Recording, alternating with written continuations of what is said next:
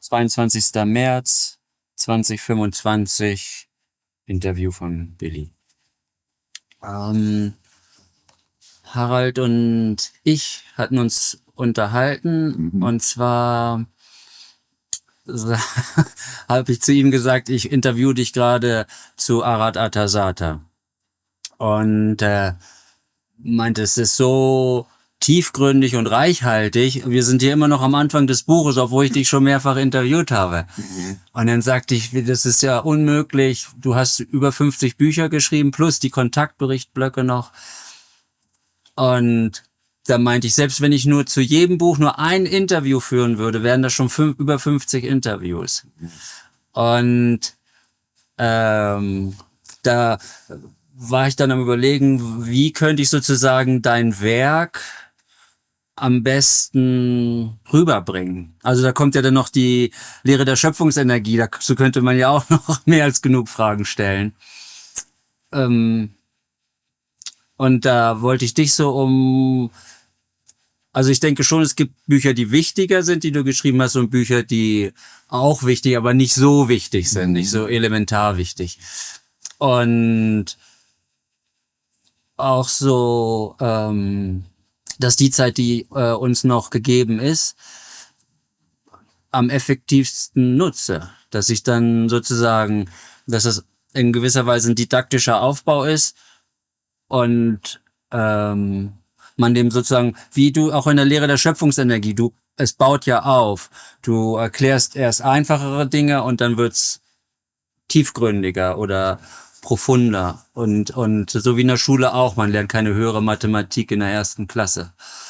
Und da wollte ich dich um Rat fragen, ich würde dich gern zu den anderen Büchern auch befragen, aber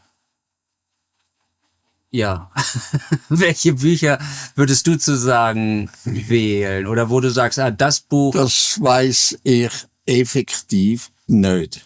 Okay, gut. Dann... Es ist eben alles wichtig. Ja, es ist es auch. Das macht es eben so schwierig, dann eine Auswahl zu treffen. Ja. Gut. Vielleicht dann, wenn ich das Buch fertig habe. Dein neues jetzt. Ja. Aber da bin ich erst auf Seite 60. Ja, gut. Und etwa 120, 140, 150 Seiten soll es geben. Aber ich habe immer anders zu tun und muss immer anders machen. Ja. Ja, ist okay. Aber gut, guter Anhalt. Aber auch das Buch, was gerade als letztes rausgekommen ist, Lehre der Schöpfungsenergie, denke ich, ist auch sehr wichtig, weil dann auch nicht mehr über Geisteslehre geschrieben und gesprochen wird, sondern es ist eben, wie es ist. Schöpfungsenergielehre. Gut, okay. Und ja, und dann natürlich eigentlich die Lehre der Schöpfungsenergie, die Lehrbriefe, das ist eigentlich so, wo ich dich am liebsten zu befragen würde, aber es ist... Das ist eigentlich das Grundsätzliche, wo zu lernen ist, und, aber es ist einfach noch viel nebenzu. Ja, aber ich könnte dich dazu auch befragen, oder lieber ja, nicht? Kannst du auch, natürlich. Okay, gut. Wird die Zuhörerschaft etwas kleiner, aber es ist sowieso klein, insofern ist das dann egal. Aber ich glaube, für die Zukunft wäre das dann umso wichtiger. Die anderen Sachen, vieles wird sich sowieso ergeben oder finden die Leute sowieso heraus. Genau wie mit den Wissenschaften. Die Wissenschaften, wir zerstören uns wieder und die Wissenschaften kommen immer wieder. Ne? Aber eben in der Lehre der Schöpfungsenergie ist eben Wissen, wo ich dich zu Mathematik befragt hatte. Das, glaube ich, kommt nicht so leicht wieder. Ne? Wo 2 plus 2 nicht immer 4 sein muss, weißt du. Das ist, glaube ich, ja, solche Dinge halt, wo es wirklich um Aspekte geht, die man nicht einfach so herausfinden kann. So einfach verschlossen bleibt, einfach ohne deine Erklärung oder Hilfe bleibt das Ja, einfach. weisst du, andererseits ist es eben auch so, der Mensch soll selber denken. Ja, natürlich. Er kommt einfach Anhaltspunkt über, aber selber weiterdenken, selber den Schluss finden oder die Wirklichkeit und die Worte finden, der Schluss von dem, wo dann weiterführt und weiterführt und weiterführt. Ja, Wo einfach ein Punkt gesetzt wird bis hierhin und nicht weiter. Und das muss dann selber gedacht werden darüber, selber studiert und selber gefunden werden, was Wirklichkeit und was Wort ist. Du darfst dem Menschen nicht alles einfach sagen. ja, Durch das lernt er überhaupt nicht. Er lernt erst, wenn er selber denken tut, selber erleben und erfahren tut. Nur dann lernt er. Wenn du ihm alles sagst, dann biegt er das in den Kopf hin und dann geht's wieder raus, oder? Und es bleibt nicht hängen. Früher oder später ist es wieder weg. ja, Wenn er aber selber denken tut, selber sieht, was die Wirklichkeit ist, was die Worte davon ist, dann registriert es. ja.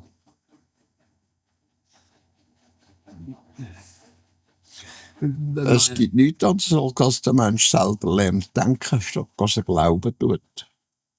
Und wenn du irgendetwas lehren tust, er glaubt es vorerst, aber er muss es erfahren, erleben und erfahren, dass es dann Wirklichkeit ist.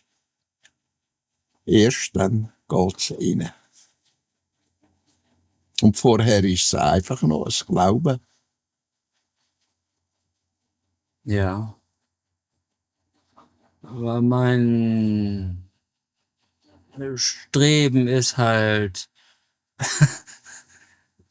der Ja, eigentlich Streben ist gut und Ja. recht, es ist richtig, Streben ist richtig, aber das Streben bedingt, dass es auch erleben tust. Das, was du danach streben tust, musst du erfahren und erleben. Und erst dann geht's dir als Wirklichkeit rein, als Wort.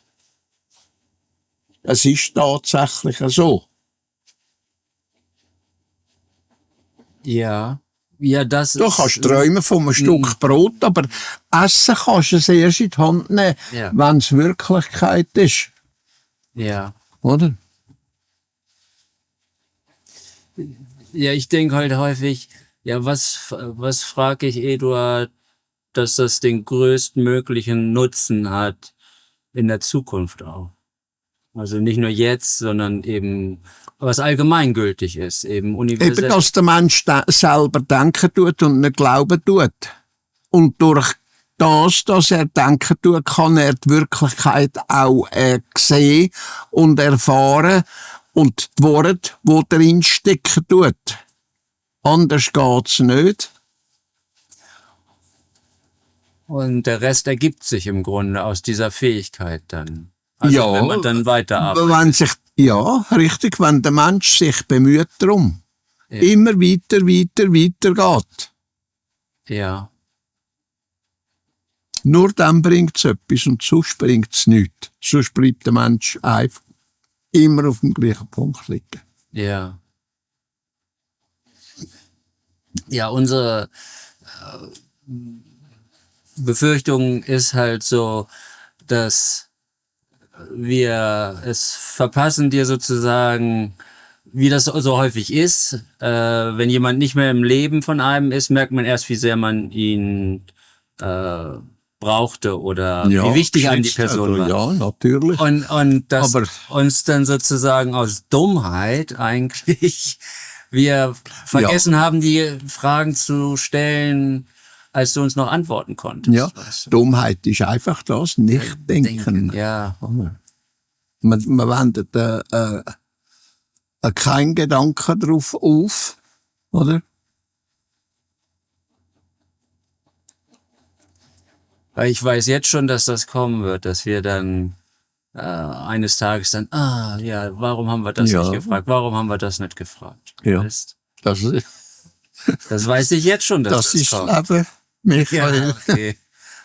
Also es ist jetzt kein Zeichen von Undankbarkeit. Ich bin ja dankbar für jede Antwort, die ich bekomme und die mir Ja. weiterhilft. Aber trotzdem, es ist halt, wenn einmal so ein Stein ins Rollen kommt, dann will man halt immer mehr wissen. Ja, man muss halt den Stein vorwärts spielen. Ja. Ja, gut, okay. Danke, aber es ja, hat schon sehr geholfen. Weiß ich schon so ungefähr. Wir hatten letztes Mal, ich lese mal den letzten Satz vor, wo wir darüber gesprochen hatten. Der Sinn schöpferischer Gerechtigkeit in Form des Gewissens ist nicht zu vernichten und nicht zu töten. Denn das Bewusstsein wird dieser Kraft niemals verlustig oder müde. Und das heißt dann weiter, dass dieses Gewissen, die Kraft des Bewusstseins und des Gewissens aber können nicht also schon ignoriert werden, aber nicht unterdrückt werden. Unterdrückt werden Ja. kann gar nicht. Ja, weisst. Also weißt du, unterdrücken, du musst das in der Form sehen, wo der Mensch das selber unterdrücken tut. Das heisst, er schiebt das einfach auf die Seite, er denkt nicht darüber nach, obwohl er weiss, es ist notwendig, dass ich's mich. Er tut's aber unterdrücken, er tut's einfach auf die Seite schieben. Das ist aber nicht das Gleiche, wenn dir ein anderer Mensch irgendetwas unterdrücken tut. Ob's Wissen ist oder was es auch kann sein, das ist nicht das Gleiche, als wenn der Mensch persönlich das unterdrücken tut, was er machen sollte. Ja, also zum Beispiel Energiesysteme, die uns von Nutzen Öl befreien würden. Ja, richtig. Und die werden unterdrückt. Das ist ja nicht meine Verantwortung und meine Richtig. Schuld. Richtig. Aber wenn ich jetzt zum Beispiel eigene charakterliche Fehler ignoriere und unterdrücke, Das ist dann das, was der sagt, du tust es unterdrücken. ja, dann Du tust es einfach ignorieren und das Ignorieren wird beim Menschen als Unterdrücken gesagt. ja. Oder? Aber das Gewissen lässt sich ja halt eben, es meldet sich immer wieder. Ja, es meldet sich immer wieder, aber der Mensch tut es immer wieder unterdrücken. Ja. Ja. Und Aber es bohrt und bohrt und bohrt, weil es eben richtig ist. Es wird das, was richtig ist, unterdrückt. Und das tut immer wieder bohren, bohren, bohren. Und das bohrt so lang, bis es du schnappst und machst das, was notwendig ist. ja. Als Beispiel jetzt so, spiele ich hier wieder ein bisschen den Teufelsadvokaten. 2 Kinder. Und das eine Kind wird gelehrt, dass Stehlen nicht richtig ist. Und wenn es stiehlt, hat es ein schlechtes Gewissen. Und dem anderen Kind wird das aber nicht beigebracht. Und es stiehlt halt dann auch was. Kommt da dann auch das Gewissen irgendwann durch oder muss das angelernt werden? Ja, das muss angelernt werden. Gewissen muss gelernt werden. Das ist nicht einfach gegeben. Okay. Wie eine Sprache, die ist nicht einfach gegeben. Die musst du lernen. dann sind Menschen, die jetzt in, sagen wir mal, sehr ausgearteten Familien aufwachsen, natürlich im großen Nachteil, weil sich ihr Gewissen da auch dann nicht so gebildet hat. Ja, wenn in der Familie ihnen das so gehalten wird, dass nur das eine ist, diese und jene etwas erfahrt oder etwas lernen, zu lernen überkommt, dann ist es halt so, dann läuft es halt schief, dann ist es familiengleich nicht, wie soll ich sagen, nicht eins, oder? Es hat da eins, wo abstürzt, dort eins, wo abstürzt, dort eins, wo abstürzt. Und eins fährt vielleicht gerade auf, stellt sich auf. Ja. Ja, das gibt's ja immer wieder, dass Leute eben auch aus sehr ungünstigen Verhältnissen Richtig. sich sehr Ja. machen und entwickeln und Ja. umgekehrt auch. Ja, Ne? genau. Aber es muss, diese Gewissensbildung ist dann wirklich auch was gelernt und ist auch eine Art von Bildung dann im Ja, Grunde. natürlich, aber das muss der Mensch selber lernen. Das kannst du ihm nicht einfach an den Kopf rühren und sagen, du musst. Sondern er muss für jedes muss er selber denken. Dass er kann sagen kann, es ist ja tatsächlich so. Mit dem Muss erreichst du praktisch nichts. Ja. Oder du musst. Ja, das, wie der Staat funktioniert und Ja. das hebet halt nicht. Das ist nicht richtig. Ja. Das, was gemacht wird von der Regierung aus, das ist einfach verkehrt. Die Gesetzaufbauerei, die Reglemente, die Richtlinien und so weiter und so fort, das ist ein Zwang. Ja. Es wird nicht gelernt, dass das richtig ist. Und vieles von dem, was gemacht wird, von der Regierung aus, als Gesetz, als Zwang, als Reglement und weiss ich was, ist völlig verkehrt. Ja. Das ist gegen den Menschen gerichtet, statt dass es für ihn ist, dass er es kann lernen und richtig machen. Oder? Ja, oder es nutzt eben nur gewissen Interessengruppen und so weiter. Ja, genau. Den Rest der Menschheit auszubeuten. Ja. Ja. Das, was jetzt vom Weg ist, was jetzt kommt. Die Trump etc. oder was meinst du? Ja, der Trump ist nur eine Vorgabe für das, dieses und jenes.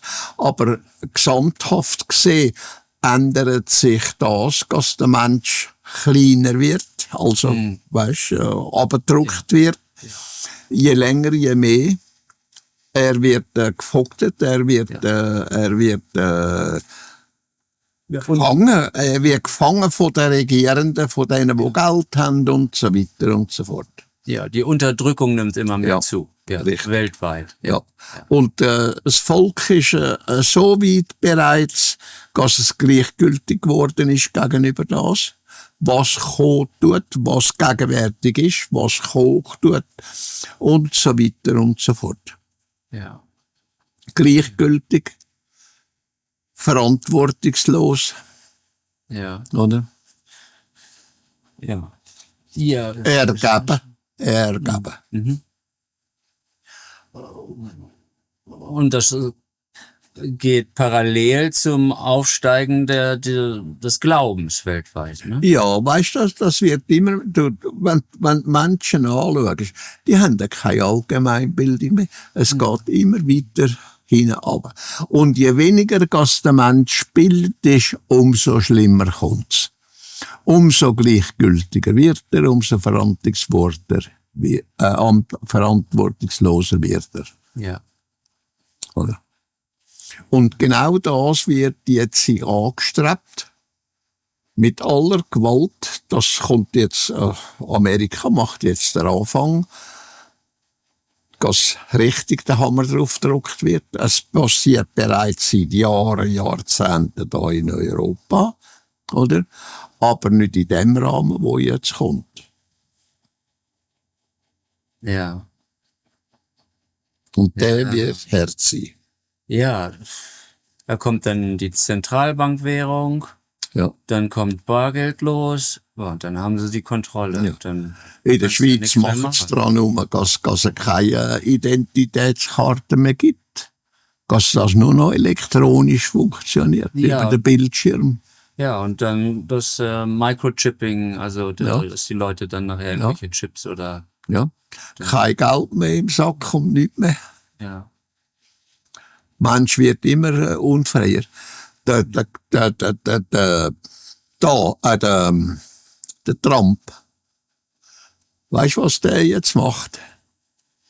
Der hat doch auf jedem Staat praktisch hat man so eine Institution oder eine Schule oder sonst irgendetwas, wo Wissen vermittelt, wo der Mensch kann sich allgemein ein bisschen bilden über das, dieses und jenes. Das schafft der Trump jetzt ab. Ja. Ja, eben Leute. Und sein Verein, wo er da binnen ist, da, die Republikaner, die schreien dann Pro und Hurra dafür, Ja. dass er das abschafft. Und Ja. dann, die können keine Menschen brauchen, die das, selber denken können. Ja. Ja, sie wollen keine Kritik, ne? Ja, Keine Kritik. Sie schießen sich dann aber immer selbst in den Fuß, weil es gibt dann nachher immer weniger herausragende Wissenschaftler, ne? Ja, natürlich. Also nachher. Aber das spielt ja denen keine Rolle. Das Das geht denen ja noch um Macht, dass Ja. der andere nicht tut, widerreden, was er macht. ja. Oder? Es geht um Machterhaltung Ja. oder Ausweitung noch. Ja.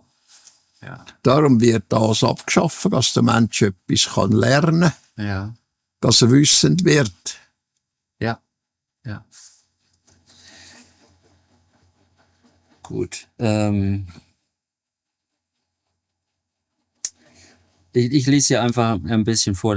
Hier der 177. Satz sagt, Alkohol und Halluzinogene stellen die bekanntesten dieser sehr gefährlichen Mittel dar, die sozusagen das Gewissen unterdrücken. Richtig. Und jetzt habe ich leider den Zettel oben vergessen. Im 666. Kontaktbericht sagt, da sprecht ihr über Ayahuasca und noch eine andere Substanz.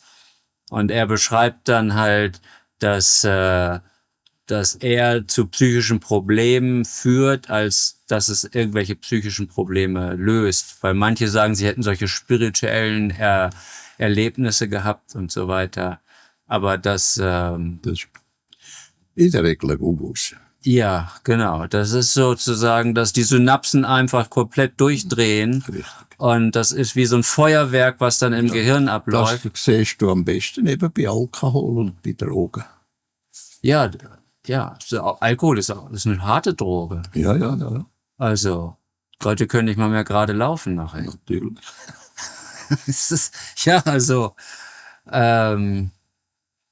Und auch sehr auch giftig und vergiftet den Körper. Ja, macht den Körper kaputt. Ja, übersäuert den Körper und eben sehr abhängig machen. Ne? Alkohol ist nicht so schnell abhängig machen wie andere Sachen, aber wenn man mal abhängig ist, dann hat man echt ein Problem.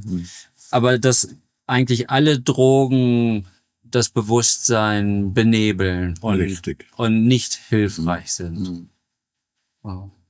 Es ist nicht nur das Benebeln vom Bewusstsein, es ist, dass es auch noch das Gehirn schädigen tut.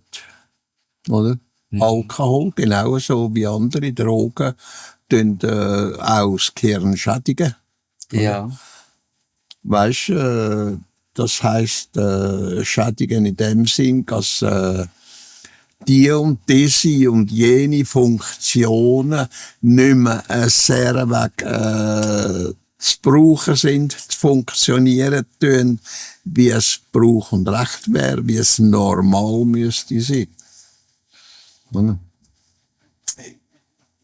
Dass Menschen zum Beispiel alleine gehirnmässig anfangen zu torkeln. Oder? Ja, oder merkwürdige Gedanken, Richtig. all solche Sachen. Ja, Ja, ja. ja, ja. Leute verhalten sich auf einmal anders, Ja, weil das Gehirn nicht mehr richtig funktioniert. Nicht mehr richtig funktioniert. Ja. Ja. Und das kann durch Alkohol genau so passieren wie durch irgendeine Droge, wo man chemisch herstellt oder wo natürlich wächst. Es gibt ja auch Drogen, die wachsen völlig natürlich und wo schädlich sind. Ja. Ja. Ja, Peyote-Kult und so weiter. Ne? Ja. Das, ja, vielleicht, dass das gesagt ist, also du sagst ja alles mal probieren, ne? Wenn irgendwas Neues auf dem Tisch ist in der Küche oder so, das kenne ich noch nicht, du probierst es. Ja. Also ich will jetzt hier nicht sozusagen, dass Leute dann denken, man darf nie Alkohol konsumieren. Ne? Nein, Man soll, von dem ist überhaupt nicht die Rede. Na, aber eben nicht, dass es zu so einer Regelmäßigkeit wird, Dass wie es jeden Tag. Sucht wird. Ja, genau, dass es auf keinen Fall zur Sucht Ja. wird. Ne? Ja. Und im Zweifelsfall eher weniger konsumieren. Ja, es geht mit allem und jedem mit. Man sagt ja, mit Maß und Ziel. Ja. Ja. Es ist, wenn du etwas probieren tust, ist ein Ziel dahinter. Zum Wissen, wie funktioniert das? Ja. Wie tut das wirken? Und so weiter und so fort. Darum heisst es ja mit Maß oder einfach nur gerade so viel, wie es braucht. Das ist das Maß. Und das Ziel ist das, zum Wissen, wie es funktioniert, Ja. wie es geht. Ja, wenn ich einfach zu nervös bin oder so, dann tut ein Glas Rotwein am Abend schon mal gut oder so, um wieder runterzukommen. Ja, oder so. zum Beispiel zur Beruhigung. Und Ja. wer das mit Rotwein kann machen, das ist seine Sache. Ja, genau. Der eine trinkt Ich Bier suche halt oder das mit Gedanken, oder? Und, ja. Ja, aber dass man es halt nicht zur Gewohnheit macht, dass das nicht dann, ich habe ein kleines Problem, also trinke ich Alkohol. Das eben darf man auf keinen Fall anfangen. das ist halt, weißt du, mein Fall nicht. Ich trinke überhaupt kein Wein. Ja, ja, ja. Ja, da sind halt die Geschmäcker verschieden. Ja. Ich mag überhaupt kein Bier. Und andere lieben es halt. Ja, aber das ist eben, Halluzinogene können einem nicht in der spirituellen Entwicklung helfen. Nein. Das. Das ist Bugus. Das ist, wie soll ich sagen, eine Idiotie, überhaupt nur an seinen Gedanken zu fassen, dass dir das Drogen oder sonst irgendetwas so kann helfen, dass du da weiterkommst. Das ist ein Ding der Unmöglichkeit. Da wirst du, von Alkohol wirst du einfach beduselt, oder? Oder wenn du mehr trinkst, als dir gut tut, oder? Bei Drogen ist es genau gleich. Es fängt an verrückt zu spielen. Ja. Oder?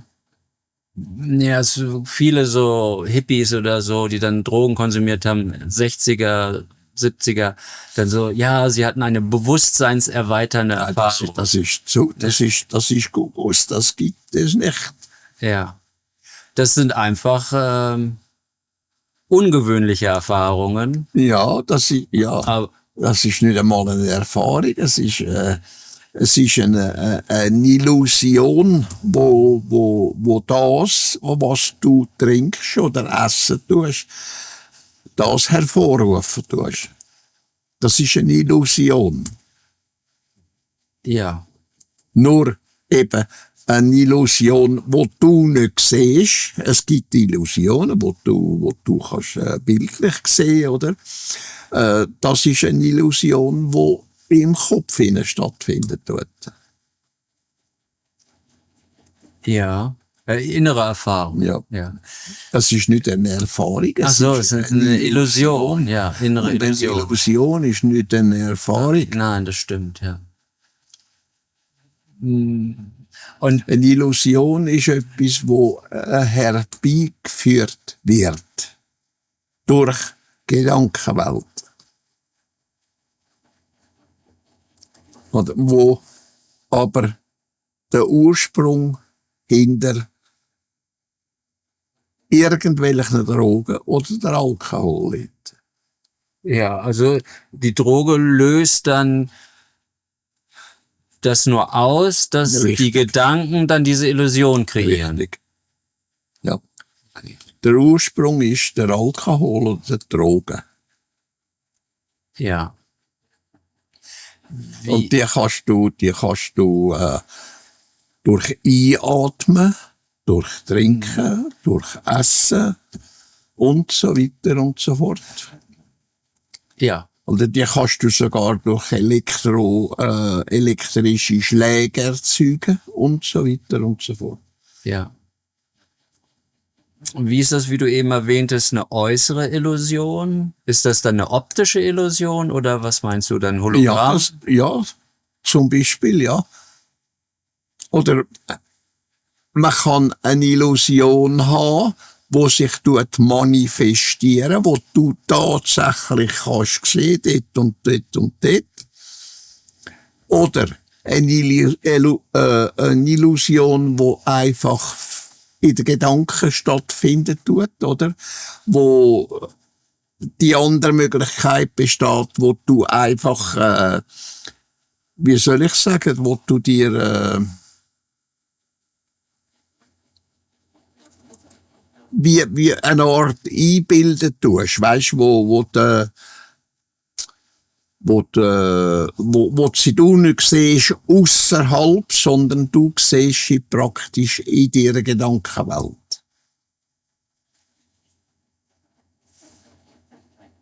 Weißt, wo die Illusion, wie zum Beispiel, eine Illusion, zum Beispiel eine weinende Maria. Oder weißt, wenn wir auf die Religionen greifen. Eine weinende Maria, oder sogar so kannst erzeugen eine Illusion, dass tatsächlich auch das sehen tust, was deine Fantasie, deine Illusionen als Fantasie projizieren. Oder? Dass du da siehst, wie Maria plötzlich jetzt einfach Tränen ablaufen. Obwohl sie nicht da ist, oder? Weiss der Teufel, ob es die Maria überhaupt noch gibt, oder weiss ich was, oder? Es ist einfach eine Illusion, die der Mensch selber erzeugen tut, durch seine Gedanken und das, was er fabriziert durch seinen Alkohol oder durch seine Drogen. Wo für ihn praktisch die Sachen Wirklichkeit werden, illusorisch Wirklichkeit werden, wo er meint, es sei tatsächlich so gesehen worden von ihm, wie er sich durch die Illusionen selber produzieren tut.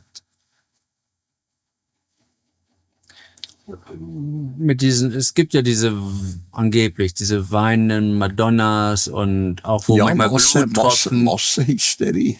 Das ist dann projiziert von vielen Leuten. Ja, das ist mehr als eine Illusion. Das ist eine handfeste Einbildung, wo um sich greifen tut, wo massenweise plötzlich können sehen, wie eine Maria da vorne steht und Tränen ablaufen und so. Wo es gar nicht vorhanden ist. Aber durch Masse sogar fotografierbar wird. Ja. Weil so viele Menschen daran glauben, es ist ein Glaube, die sehen das wirklich so stark, so effektiv, dass es könnt fotografieren. Das ist ein Wahn ohne Gleichen. Es ist nicht nur eine Einbildung, es ist eine wahnmäßige Einbildung. Es ist ein effektiver Wahn. Heißt das, dass da gar keine Tränen dann sind? Nein, die Figur existiert ja gar nicht. Genauso wenig wie Tränen, die ist ja eingebildet. Einfach sichtbar eingebildet. Okay. Du meinst jetzt eine eingebildete Ja, Maria. richtig. Und die kannst du dann sogar fotografieren. Ja. Okay, ja, verstehe. Ich meinte jetzt eben gewisse Statuen, wirkliche aus Ton oder Stein oder was auch immer, wo dann auch von berichtet wird, dass da, Das ist menschengemacht. das ist menschengemacht. Das ist Einbildung, das ist ein Wahn. Dass da an der und diesen und jenen Statuten plötzlich Blut oder weiss ich was für Tränen, Bluttränen, das ist sehr häufig sogar, dass es Bluttränen gibt, die runterlaufen. Ja. Und das ist nur durch die Bildung vom Mensch, durch seinen Wahn. Da steckt bereits ein Wahn dahinter. Ja, da wird Nicht einfach eine bloße Einbildung, sondern eine wahnmäßige Einbildung. ja, also eine Stufe schlimmer eigentlich. Ja, nicht nur eine Stufe. also, und wo sich ja, und das weiß ich eben nicht, manifestiert sich da wirklich physisch etwas oder ist das irgendwie so ein kleines Loch dann, wo dann von hinten sozusagen Blut oder Wasser sozusagen dann sozusagen durchtröpfelt? Das ist das genau gleiche, wenn ich einen 5 Lieber in die Hand nehme und den umlüge. Stark gemacht. Also ist es der Wahn Der Wahn. der Gläubigen, Ja, richtig. der das kreiert. Ja. Und das kannst du bewusst machen, auch ohne, dass du wahnmäßig veranlagt bist, so wie die Gläubigen das sind, oder? Das kannst du erzeugen, auch als normaler Mensch. Genau wie du kannst da nur durch Gedanken. Ja, dass man Dinge durch... Aber das hebt sich dann tatsächlich. Das ist dann nicht einfach Einbildung, das ist dann tatsächlich so. Oder wenn du irgendetwas machst, irgendetwas bewegst, einfach durch deine Gedankenkraft. Und das, der Wahn vom Mensch, ist nichts anderes als Gedankenkraft. Wo er anwenden tut, ohne dass er weiss, dass er wahnmäßig irgendetwas macht, durch den Glauben. Und der Glauben ist ein Wahn. So oder so. Ob es wenig Glauben ist oder starker Glauben ist, Wahn ist Wahn. Kommt nur darauf an, wie stark das der Glauben ist. Oder das hilft. Es hilft schwach oder es hilft stark.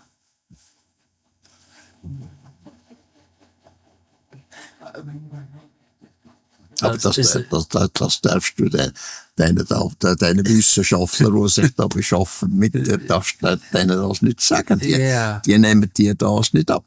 Ja. Die sind ja selber gläubig. Genau. Viele Wissenschaftler, wenn die gefragt werden, glauben sie an Gott? Ja. Ja. So, ich denke, Ja. Also das ist irgendwie, Ja. der steckt noch in den Kinderschuhen. Ja. Aber mir wird gerade bewusst, dass das im Grunde ja eine enorme Kraft ist und durch die Religion wird diese Kraft einfach in die Irre geleitet. Ja. Schau mal die Blöcke an, die da transportiert worden sind in Ägypten und Ja. zum Beispiel. Baalbek Oder und in, so. Ja. in Südamerika. Ja, 100 Tonnen, ja. Und mehr. wo keine Maschine gibt, die das fertig bringt. Ja. Aber mit Gedankenkraft bringt sie es fertig oder haben es fertig gebracht. Waren das dann auch viele Leute, die dann das zusammengehoben haben? Oder nicht einer allein? Das ist nicht einer allein gewesen, das sind Leute, wo Gruppen, Ja. oder? Das ist schon. Es gibt ja keine Maschine, wo 100 Tonnen lupft. So. Ja. Ja.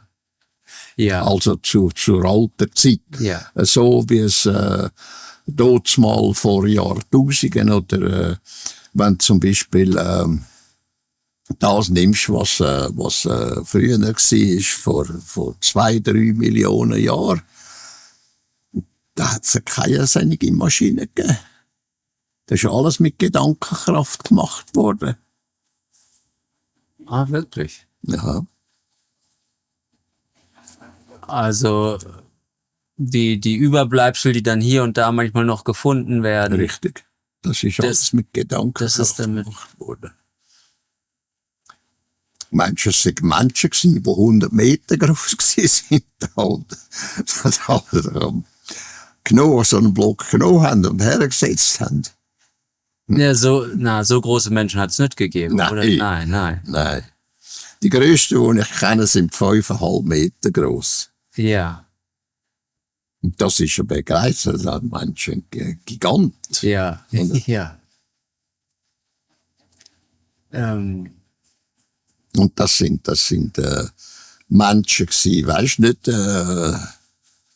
in dem Sinn, wo Menschen heute da sind, oder? Das ist, wie soll ich sagen, es sind nicht Reptiloide in dem Sinn,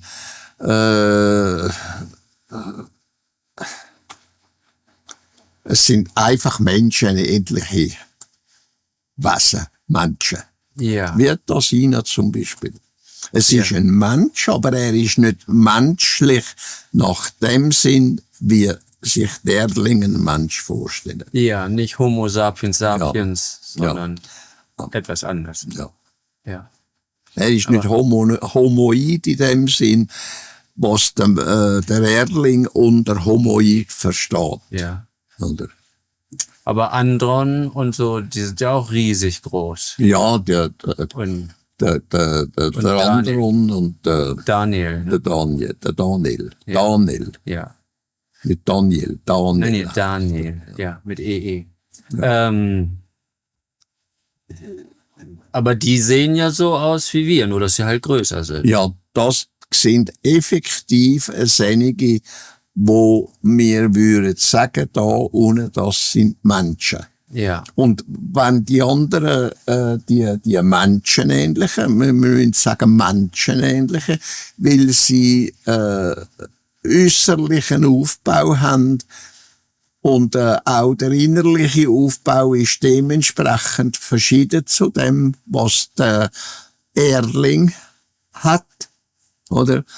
Wo zum Beispiel Echsenartig oder Hundeartig oder weiss der Teufel wie die Menschen aussehen. Für mich sind es Menschen so oder so, nur eben zu definieren als menschenähnlich. Ja. Aber es sind Menschen.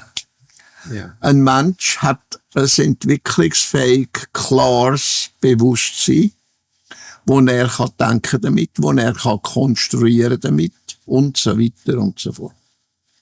Ja. Und folglich ist er also ein Mensch. Dann der Mensch, der hat ein Bewusstsein, das er kann brauchen, wo aus der Schöpfungslebensenergie entsteht, wo er kann brauchen, Wissen schaffen und Wissen speichern und danach kann handeln, vernünftig und normal. Logisch, in Vernunft, in Verstand und so weiter und so fort. Und das vermag das Tier nicht. Das macht das instinktiv. Ja. Auch das Getier, das handelt nur instinktiv. Genauso wie jede andere Lebensform. Und da gibt's halt in der Evolution auch so einen fließenden Übergang, so wie Neandertaler oder noch früher. Das sind einige, wo erdgeboren sind. Ja, Wo aus der Erde raus entstanden sind. Aber wenn man sagt, sie sind Planeten entstanden oder aus der Erde raus entstanden, ja, es ist richtig. Sie sind da wirklich geworden, das, was sie heute sind oder gsi sind dort mal. Aber der Samen, so wie man so sagt, der Samen ist von aussen gekommen. Entweder durch den Weltraum durch, oder durch Asteroiden, Kometen oder Meteoren, oder durch weit hergereiste. Und die weit hergereisten, die haben halt anders ausgesehen als der Erdling an und für sich. Und die sind dann angebetet worden als Götter und weiss ich was. wie die Langschädel oder so. Ja, ja. Mhm. Sie haben nicht so ausgesehen wie der heutige Mensch, oder? Die wie Menschen ausgesehen haben, wo wir kennen, die haben eben lange Schädel gehabt, oder? Ja. Die haben da oben müssen kratzen und so, oder? Das ist grundverschieden gewesen und viele sind Menschen gewesen, die haben ausgesehen wie sagt man, wie Hunde, weisst? Mhm. Die Dockmenschen. Mhm. Oder eben wie Reptilien. Oder wie Schlangen. Es hat Rassen die sehen aus wie schlangenartig, oder? Mhm. Weisst, so mit der Haut, wenn man sagt, ich weiss nicht, wie man dem sagen. Wir sagen einfach Haut, oder? Ja. Oder Panzer, oder sonst was es ist. Ja, gut. Mhm. Es gibt verschiedenste, oder? Und auch die da umeinander fliegen, da mit diesen sogenannten unbekannten Flugobjekten, mit diesen UFO, das sind vielfach menschenähnliche. Ja. Ja, die einfach auf Erforschungsreisen sind manchmal. Ja, oder? unter Umständen, oder wo ferne Nachkommen von denen sind, wo von Jahrtausenden da sind, sehr ferne Nachkommen von denen, wie wir heute Amerikaner zum Beispiel haben. Also sind 300-jährige Nachkommen oder nach 300 Jahren sind das Nachkommen von denen, die eingewandert sind von Deutschland, von England, von Schottland, von Frankreich und so, oder? Ja. Sind einfach Nachfahren. Ja. Und das, was heute der Erdling ist, das kommt nicht von den Dings her, von den Neandertaler her, oder?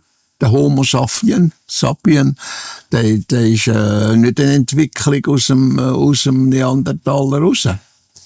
Der Neandertaler ist aus einem Wesen, wo entstanden ist, wo nachher vier Glieder hat und 5 Fingerbotten hat und 5 Zehen und so weiter und so fort.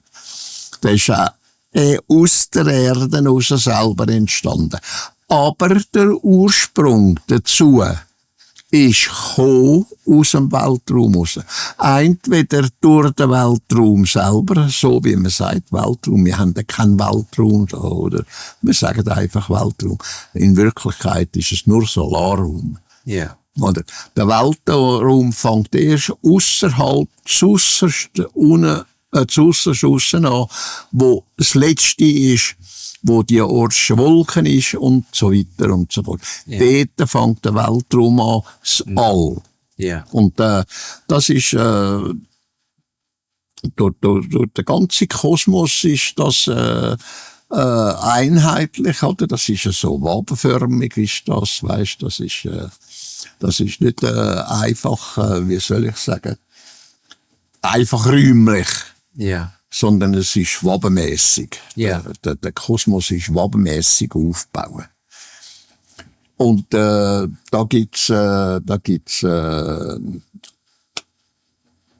Sachen, wo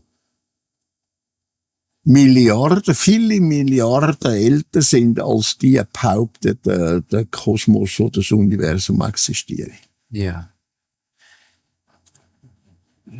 Das ist Frage. Weißt Aber, du, da wird einfach eine Theorie aufgestellt, eine Annahme aufgestellt und die wird verbreitet und die Menschheit glaubt das eigentlich.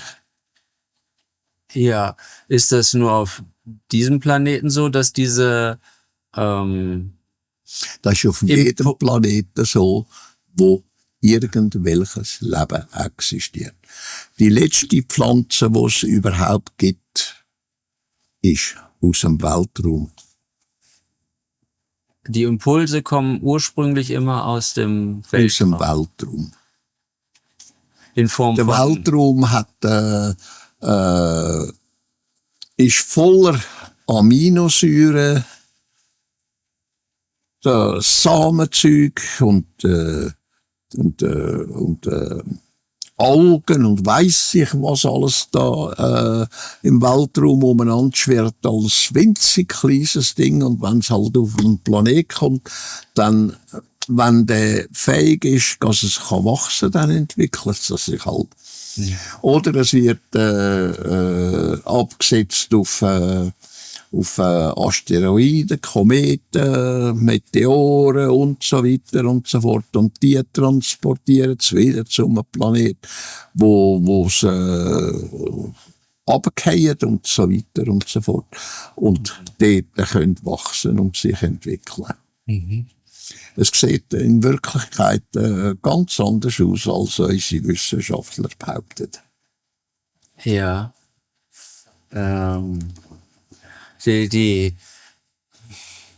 Ich suche das nochmal raus, um es dann genau vorzulesen. Aber Wendell hatte dann eine Notiz, was er wohl eine seiner letzten Sachen, die er aufgeschrieben hat oder so, oder wie auch immer.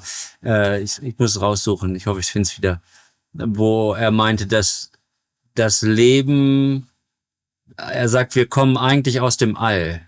Ja. Und nicht von der Erde oder von einem Planeten. Oder generell auch Leben kommt nicht vom Planeten. Ja, das ist ja richtig. Das ist ja richtig, was er sagt. Das hat er auch so gelernt. Ja. Oder? Ja. Aber man sagt, es ist aus der Erde entstanden. Das stimmt schon. Das ist nicht zu bestreiten. Aber der Samen dafür ist aus dem All rausgekommen, aus dem Weltraum raus. Ja. Der Weltraum ist wichtig. Da ist der Ursprung für alles und jedes von Leben, was auf einem Planet ist oder sonst auf einem Himmelskörper.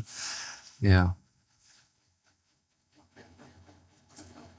Es kommt aus dem Weltraum.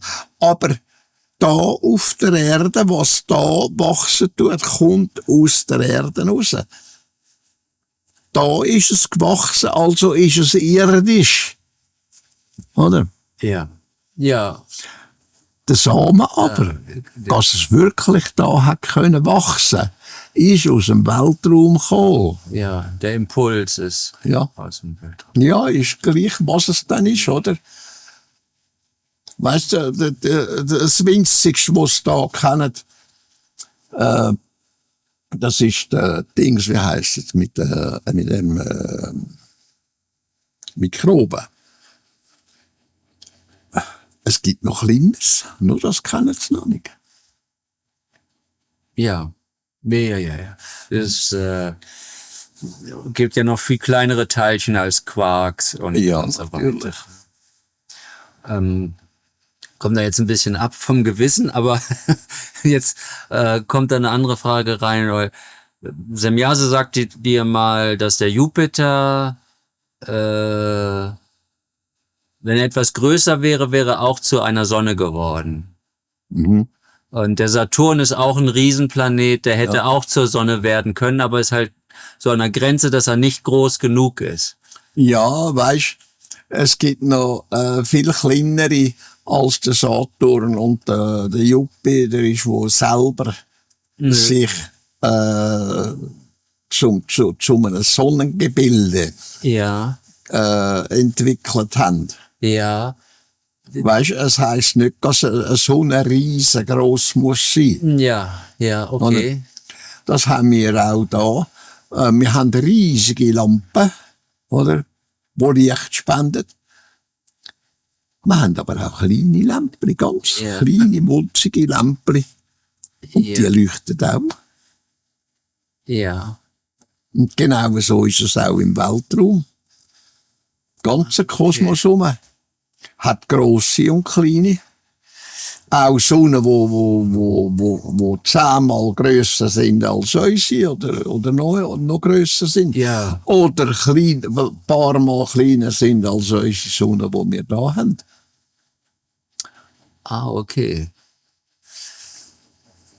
Okay.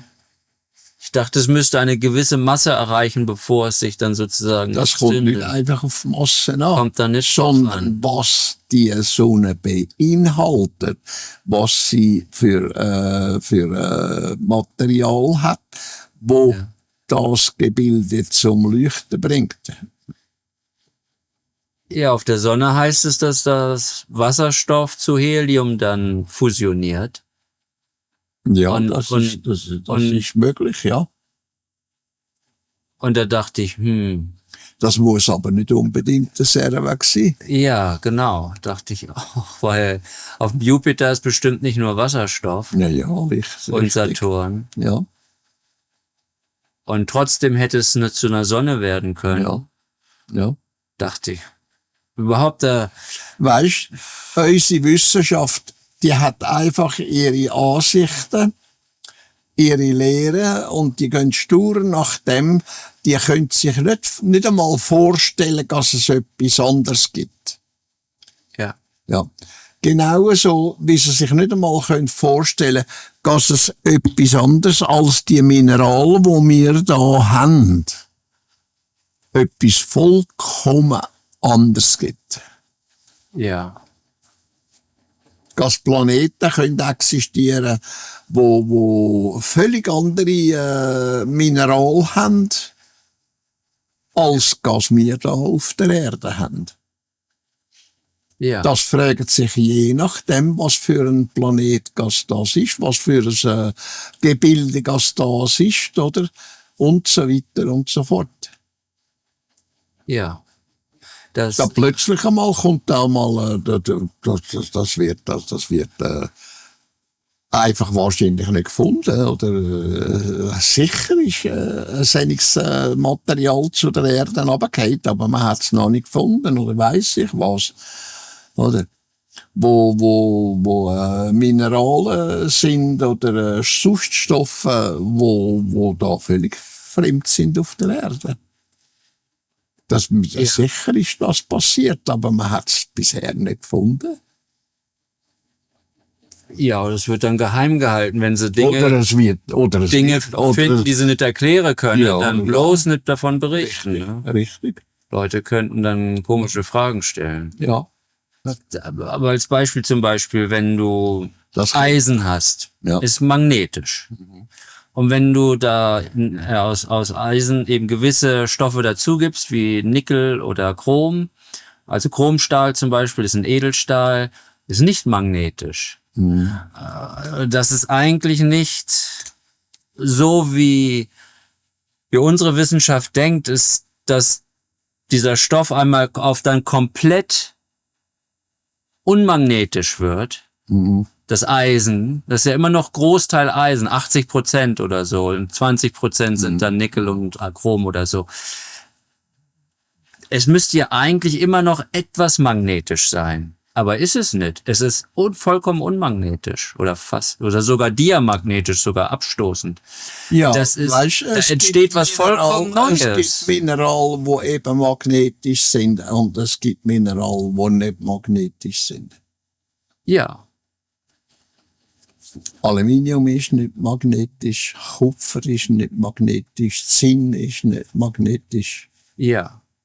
Und Was ich sagen wollte, ist, dass wenn ich jetzt Edelstahl habe, habe ich ja immer noch einen Großteil Eisen drin. Also 80-90%. ja, Trotzdem ist, wenn ich dann ein Magnet dran halte, ist das nicht mehr magnetisch. Also diese 10-20% von dem anderen Stoff haben diese Eigenschaft von dem Eisen, magnetisch zu sein, komplett aufgelöst. ja, natürlich. Das, also in der Werkstoffkunde sind wir noch extrem primitiv. Das ist eigentlich nicht so richtig nachvollziehbar, warum das Eisen so unmagnetisch wird. Das ist ja kein Wunder. Ja, sagst du. Ja, Aber im Grunde ist das ein vollkommen anderer Stoff, der da entsteht. schau dich einmal an. Du hast Sachen, die du kannst essen, die dir gut tun. Sachen, die dir nicht gut tun. Sachen, die dein Leben kosten können, wenn du isst oder trinkst. Und so ist jedes Material, das es gibt im gesamten Universum, in allen 7 Universen, die es gibt von der Schöpfung. Das eine kann das andere auflösen. Ach so. Okay, man braucht nicht viel Gift, um jemanden zu töten, wenn es ein starkes Gift ist. Richtig. Ja, das stimmt schon. Eben. Es gibt aber Sachen nur ein kleines bisschen, wo dich kann aufstellen, weiss ich. Ja, ja. Okay. Du musst einfach das Richtige haben. Ja. Ich weiss nicht, was die Sonne genau braucht, was sie macht, was sie heiß ist, aussendurch heiß ist. Ja. Ja, weiß ich auch nicht. Aber ich kann mir nicht vorstellen, dass da nur Wasserstoff ist. Aussendurch heiß. Ja, innen ist die, ja, innen Innen nicht. ist die nicht, ne?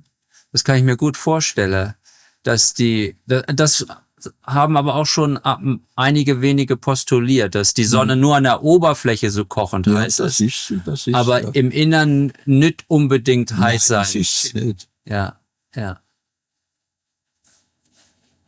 Ja, das ist schon faszinierend, ja.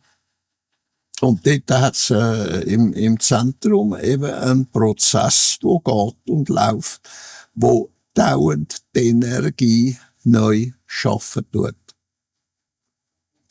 Ja. Und im Inneren schafft es nur und dann im Äußeren ist dann Richtig. diese enorme Hitze Ja. und Lichtabstrahlung. Ja, und die, wie bei der Erde, das geht durch den ganzen Planet durch und aussen durch bildet sich das und dieses und jenes.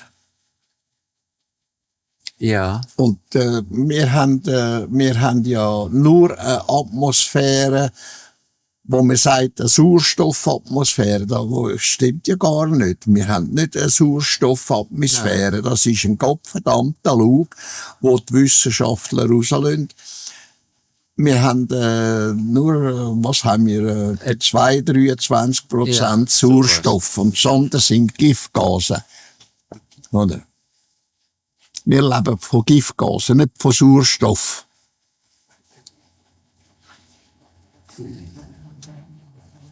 Und wenn der Mensch zu viel Sauerstoff überkommt, zum Beispiel, wenn es taucht, oder ins Wasser taucht und zu viel Sauerstoff verwitscht, dann ist Feuer am Matei am letzten. ja, Dann innerhalb weniger ja, Sekunden oder Minuten sterben sie. ja. Und so ist es bei jedem Planet genau gleich. Der Planet kann nur leben durch das, dass er innen durch wirklich werken tut. Und sonst ist er tot, da gibt's keine Atmosphäre und nichts. Oder? Dann könnte keine Pflanzen wachsen, wo die Atmosphäre schaffen tun.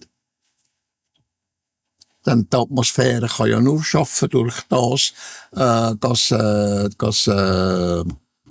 Pflanzen gibt. Also von der kleinsten bis zu der grössten.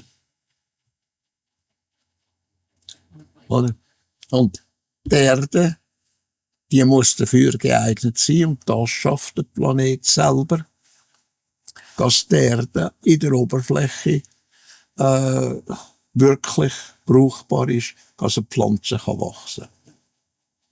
Ja, die Anforderungen müssen gegeben sein, Ja. dass es ein Same aufgeht und so weiter. Ja. Aber dann ist auch ob es jetzt auch der Mond ist oder Mars, also Monde generell oder auch andere Planeten, dass die auch mehr oder weniger Energie produzieren. Ja, richtig, das tun sie auch.